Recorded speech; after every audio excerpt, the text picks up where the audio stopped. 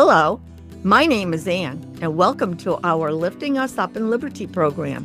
Now let's join our broadcast as Pastor Earl Wallace explains how the Bible applies to our personal and civic lives. Proverbs 22:7 reads, "The rich rules over the poor, and the borrower becomes the lender's slave."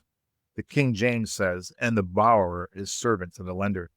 This has profound civic and political implications, considering that governments at all levels are operating in debt that is so great and extreme that it actually is obscene, which means it is grotesque and completely unacceptable by standards of morality.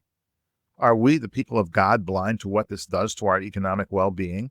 Or are we just happy to get enough money from the government to pay rent and mortgage payments and other amenities that we do not care what the excessive government spending and debt is doing to us in God's eyes and what its implications are for our future generations? The irresponsible people who are pushing government spending behaviors tell us their policies are designed to help us, but let's use some biblical logic to determine who really is benefiting from this incredible debt, which the Bible says is making slaves out of us to those from whom the money is coming.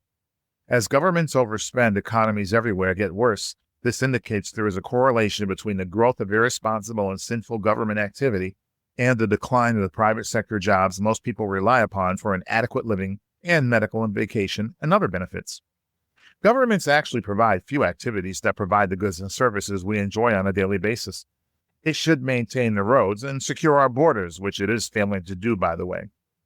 But politicians are 100% wrong when they say, God has not blessed you and helped you as you have worked hard to build that. One should ask to whom these governments owe so much money. And when it appears that there is no way to pay it back, what is the incentive for the people who control the Federal Reserve Bank in America and the International Monetary Fund overseas to keep loaning money to inefficient governments? Who loans money for government inefficiency and why? Why would the richest people in the world, the 1% of the 1%, give governments so much money?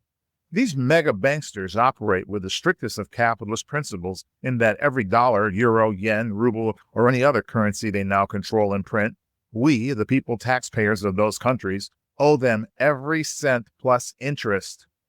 So the people within our governments are running up debt to mega bankster capitalists who are encouraging them to continually increase spending and use their influence to convince us we should see ourselves only as beneficiaries of socialism, whereby government provides everything, presumably for free.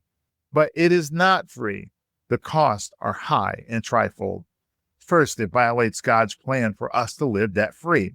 Second, it enslaves us to the mega bankster puppet masters who are pursuing the unholy satanic New World Order we read about in the book of Revelation. 3, it has bankrupted future generations who will pay the price for these sins. It is time for we who are called by God's name to actually apply biblical principles against this generational theft. I believe if we do so, God will help us make a stand, and this is how we get lifted up in liberty. Thank you for listening. We hope you will join us in fulfilling 2 Chronicles 7:14 by repenting and turning to Christ so God saves your soul and heals our land. For more information about how the Bible applies to every aspect of our lives, including civics, visit us at libertycfchurch.org. Email us at office@libertycfchurch.org. Mail us at P.O. Box 235, Latham, New York 12110. Or call us at 518-545-7744.